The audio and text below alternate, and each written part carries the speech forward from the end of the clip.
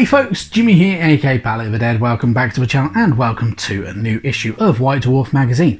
Now, as per usual with all these videos, if you like them, hit the like button, subscribe to the channel if you haven't already, and of course drop a comment down below. I love hearing back from you guys and it goes an absolute massive way to help the channel too. Now, this month we're on issue 471 of White Dwarf. This video is a few days later than intended, just due to busyness more than anything. But yeah, a pretty cool issue.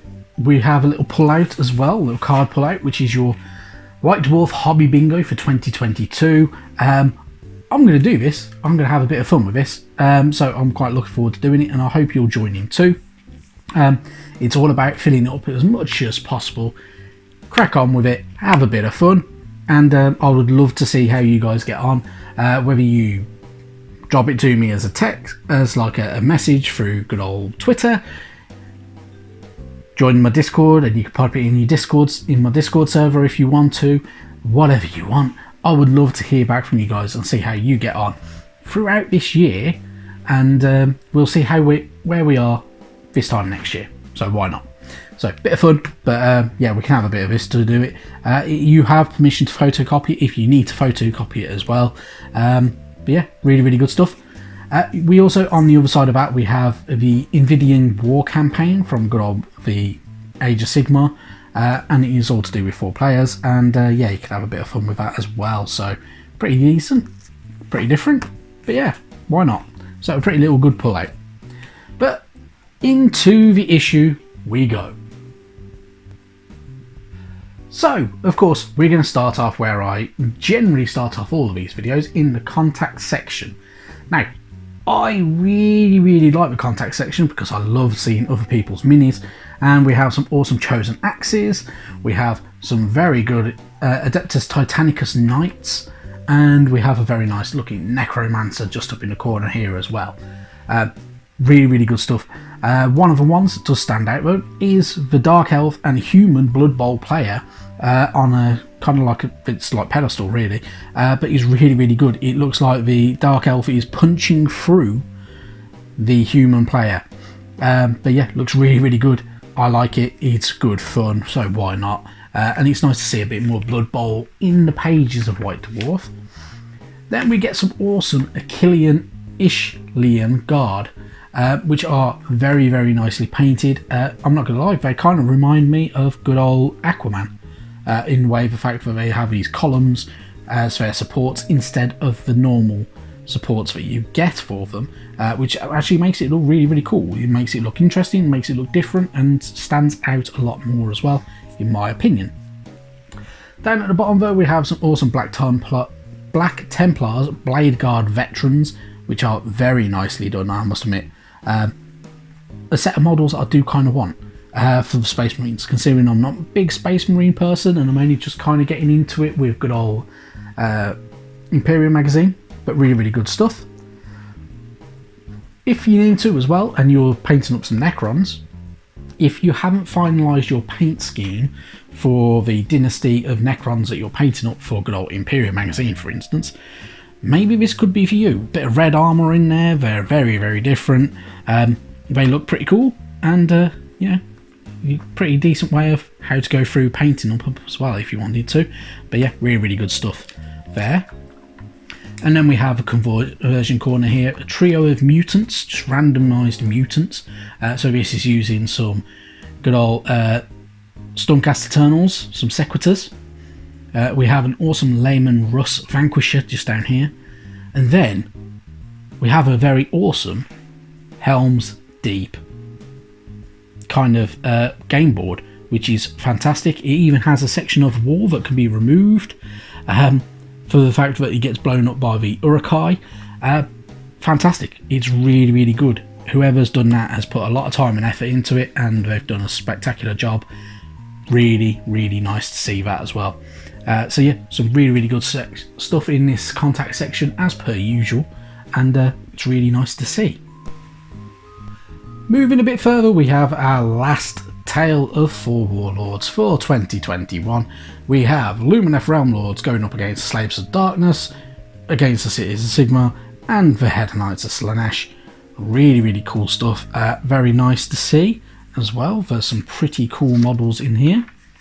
We have some very awesome Lumineth Realm Lords here with a 2,725 point army and some slightly conversion banner blades as well, which is always very, very nice to see. But they look really, really cool. They have a very nice kind of a bit of a darker look than I must admit I'm used to seeing with Lumineth Realm Lords, but they look fantastic. They're really, really good minis. Well painted, well done, and yeah, the person who's put a lot of time and effort into them, as you can tell. Then we have our Slaves to Darkness, led by the Dark Master himself, Be'lakor.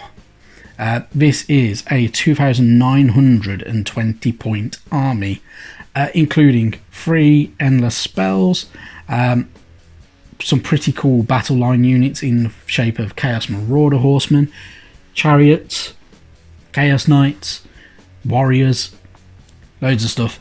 Really, really good though. I really, really like these. They look pretty cool. Be'lakor's very, very different looking as well. I'm used to seeing him mainly kind of black tones. So seeing him in a purple tone is very, very unusual, but really, really cool at the same time. And I must admit, it's a fantastic mini. Very, very cool. But yeah, really, really good stuff. Then we have our good old Cities of Sigmar, which are kind of mainly composed of elves and good old Dwarden. And this is another one that's 2,950 point army with 3 endless spells in there. There are Iron Drakes, Longbeards, Tree Revenants, Sisters of the Thorn, Eternal Guard, Sisters of Watch, Dark Shards, Phoenix Guard, Maroon Lord, an Anointed on Frostheart Phoenix, Sorceress as well. Really, really cool stuff. And they're a lot brighter, a lot cleaner, and they look really, really nice as well. So really good to see those. And lastly, our Host of Excess, and it has a Mega Gargant in there, which is fantastic stuff. So the War Stomper Mega Gargant, very nicely painted. The flash tones look pretty damn cool on this mini, and yeah, a lot gone into it, and it's pretty damn cool. I really, really like it. It's one of the models I must admit I do want to get hold of at some point. But yeah, fantastic stuff. But this battle force is a 2,910 point army, including Fiends, Wisbarb Archers, Painbringers, Demonettes, Lord of Pain, a Keeper of Secrets, and Sigvald in there as well. So really, really good stuff. And an army I would not want to kind of go up against, in all honesty. Moving forward, we have our Tome Celestial further, so Soulblight Gravelords. Now, this is giving us some updates to do with the Soulblight Gravelords. There's not super huge amounts of updates for them because it was one of the newer battle tomes that came out before the new version of Age of Sigmar arrived. The Soulblight Gravelords, one of my favourite armies. They're pretty damn cool. I like the vampires, and they have some really, really cool artwork accompanying them on these pages, which is always really, really nice as well. And they have the updated rules for certain traits, including your mount traits, battalion ability icons, the Legion of Blood battle trait, and the Soulblight Gravelords main battle traits, as well as having updated rules for open play, matched play, and also their rules for the Path to Glory as well in there, which is really, really cool stuff. But yeah, really nice to see all these as well, because this adds to your game, and if you are kind of going through all your battle tomes, this is a nice little addition as well. Moving forward into the 41st millennium, we have our Flashpoint Octarius. This is The Red and the Dead Part 2, and this is all kind of ploughing you through good old more storyline and lore for 40k, and for the different flashpoints throughout the universe. Really, really good stuff. It's pretty cool, pretty interesting to read. Definitely worth a little blast. But yeah, really, really good stuff. We have Orcs, we have Black Templars, and they look pretty damn cool. A lot of good, nice painting models on all these photos that you can eventually see, and some nice rules, as well as all the relics and everything like that for the Crusades, and some of your battle plans and mission objectives as well, if you wish to go through them. But yeah, really, really good stuff. Then we have an Army of Renown, which is the Crusher Stampede, which is a Tyranid invasion army. Really, really cool. They have, of course, the Crush Stampede Warlord traits. They have a lot going on with them as well, including their stratagems, their disciplines, and much, much more. And then we have the Zealotry's Inception, which is giving you new rules for your sister Adeptus Sororitas, Battle Sisters, and these are for the Novitae, which are pretty cool units, including their nice good old, I was going to say War Scroll, but it's not War Scroll, data sheet here as well. But yeah, giving you a lot more kind of to do with them, and to kind of play through with them as well. So really, really good stuff to read. If you're going for Sisters of Battle and you are going to end up with some of these are some rules that you are probably going to need at some point as well, including their abilities, war gear options, and a lot more in there as well. Have a lot of fun with it, enjoy it, but yeah, really, really good stuff. We also get a section of There and Back Again. Now, Middle-earth is quite dear to my heart in good old terms of the battle game, because it's how I actually got started in good old Warhammer, and it kind of led me into it.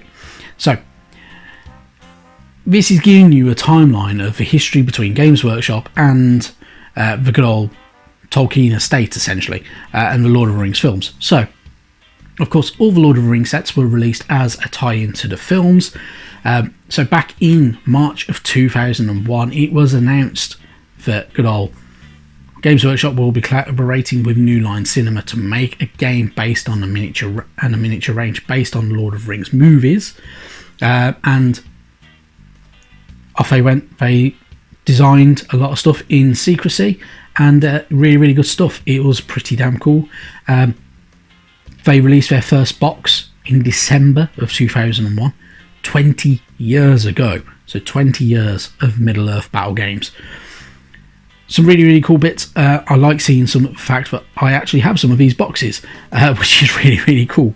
And some of the books. So I had the Siege of Gondor, I had Shadow and Flame, I had the rules manual, I didn't have Mines of Moria, I don't believe. I might be completely wrong on that. I did have the Two Towers tie-in book, though, as well as some of the others as well that they brought out, and some of the other supplements, which was really, really cool, and basically bringing you all the way through to kind of what you could get overall, including the fact that they went to do The Hobbit when the motion picture trilogy first started being released. Smaug in there's updated rules, manuals, everything like that as well, which they brought out. The updated quests that they started bringing about, and the extra sections as well. Really, really good stuff. Lovely to see as well, I'm not going to lie. I don't think there's enough Lord of the Rings kind of shouted about, really, in good old Warhammer or anything like that as well. But yeah, there are some awesome models in this gallery section as well, including an awesome attack at the watchtower of Amon-Hen, which is really, really good. It's not Amon-Hen, is it? No, probably not.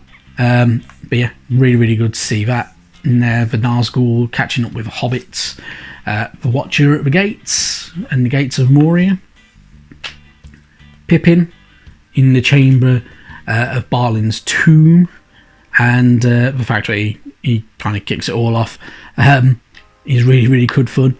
Boromir's redemption from the good old Fellowship of the Ring as well.